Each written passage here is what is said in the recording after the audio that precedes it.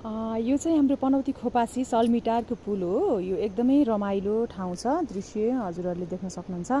यो पुलबाट तरेर पारिपट्टि गइसकेपछि झनै पौने घन्टा जति हिँडेपछि चाहिँ हाम्रो लड्केश्वरी महादेव स्थान आइपुग्छ है। हेर्नुहोस् त, यस्तो दृश्य रहेको छ। म अलिकति खिच्छु है त। यताबाट यो पुलबाट भित्र प्रवेश गरिसके पछाडि हाम्रो अब यहाँ दुईजना नानी बाबुहरू आइरहेका छन्। ती युगल जोडी होला सायद। यतापट्टि देख्न सक्नुहुन्छ पुल हलेर एकदमै डर लागिरहेको छ। तल हेर्नुहोस् त, हाम्रो रेखा थापाले जम्पिङ गर्ने जस्तै ठाउँ छ, एकदमै गहिरो छ। यता देख्न सक्नुहुन्छ।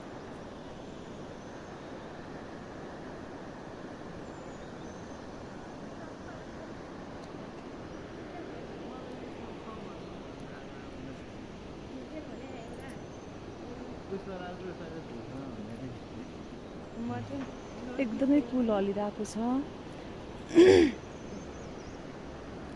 एकदम धेरै राम्रो दृश्य रहेको छ। हरियाली वातावरण। अनि आज त पानी परेको छ, खोला पनि धमिलो आएको छ, नत्र एकदमै राम्रो हरियो खोला बग्थ्यो यहाँनिर।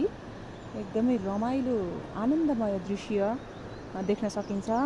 हजुरहरू पनौती एकचोटि आउनै पर्ने ठाउँ रहेको छ है। आज चाहिँ रातिदेखि पानी परेको हुनाले चाहिँ खोला यस्तो रातो पानी बगिरहेको छ।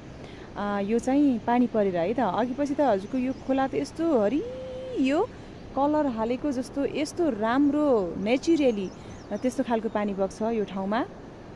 यस्तो राम्रो छ, देख्न सक्नुहुन्छ। एकदमै कहाली लाग्दो ठाउँ छ। मलाई चाहिँ डर लागिरहेको छ। म एक्लै छु यहाँनिर चाहिँ, देख्न सक्नुहुन्छ। वारिपारि कोही पनि रहेको छैन है।